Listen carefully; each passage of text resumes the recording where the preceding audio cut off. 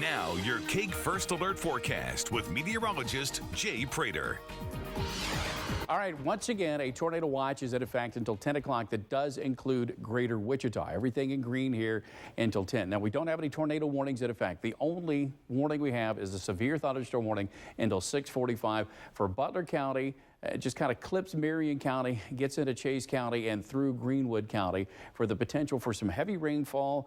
Some wind gusts could exceed 60 miles per hour on the leading edge of this, but admittedly not really getting that strong a wind. It's just more rain and more rain and more rain. And I'm going to go live to meteorologist Tony Laubach, who's in El Dorado. Tony, when the lightest storms came through you, about how high do you think the wind gusts were? And it looks like, once again, it's just water, and flooding.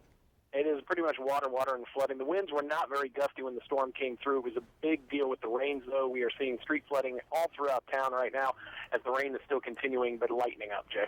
All right, so go back over to the edge. Thunderstorm number one. This is moving out of eastern parts of Greenwood County. Just heavy rainfall. No, you're under a severe thunderstorm warning, but the wind fields have really started to kind of relax in these things. We could still gen up an occasional gust to 60, but most of this is just heavy rainfall, not even getting large hail indications. Now, earlier we did have probably a little weak brief tornado that did some damage around Douglas. More on that in just a second. We got this next thunderstorm rolling through here, and we'll keep an eye on the southern edge of these just to see if we get any circulation redeveloping. If we do, that'd be over towards the Winfield City Lake. And then as we get into Wichita, this is just heavier rain north of town now. You go back from Haven, a little thunderstorm heading over towards Pratt. That one's below severe limits, and even that is continuing to weaken as everything pushes on down towards the south. But the big issue, obviously, is going to be just water. Everything in red. Flash flooding, that means rapidly rising water that can get you stranded. The darker green, that's where we have the flood warnings, and the lighter green, the flood watch. We're going to be talking more about that. I do want to go to meteorologist Kat Taylor. Kat, you got an image from your Douglas earlier today and more on this flooding. Yeah, Jay, we do have a look at kind of the potential tornado that moved through Douglas. This is from Scott Travis. This is 5 miles south of Douglas, and it's hard to see, a little blurry, but if you look back here, you can actually see a well-defined funnel here on the picture. We do have a brand new update from the Douglas Fire Department. They're reporting they have half a dozen trees, about 30 to 4 inches in diameter. They were completely uprooted. We have half of a commercial building roof that has been torn off. 2x4s were actually driven into somebody's roof, somebody's home, their roof. We have, and 4 power lines are snapped. There aren't reports of any injuries, and so we thank the fire department for that out of Douglas. We also have pictures coming in from Cake employees of cars submerged. This is Angie. She works here at Cake. This is on 21st and Ridge. So across Wichita, there's flooding, people submerging their cars and things like that. So just take extra precautions.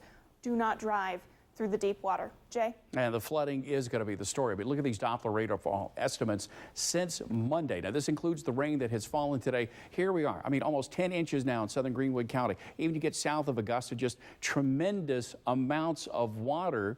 I mean, there we are, almost 9 inches. You get near Augusta, and not to be outdone, this is north central Kansas. When's the last time Rush Center picked up almost 11 inches of rain in a week in spring? We're dealing with the water that's receding here. We didn't even get an inch and a half. It just all came very quickly, and we're at 62 degrees. Western Kansas, contrasted to us, is having a great day. A little bit of cloud cover and haze, but it's 76. And then as you head farther west, it just gets better. Look at all the sunshine at Garden. 73 degrees. We'll go over to Goodland.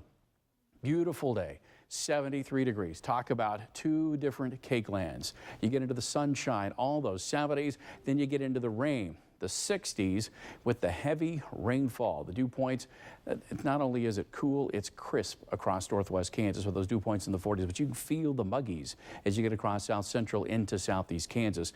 The winds continue out of the south, a little breezy across western Kansas, but not terribly gusty by Kansas standards. So look at all that sunshine we've had over the past 6 hours.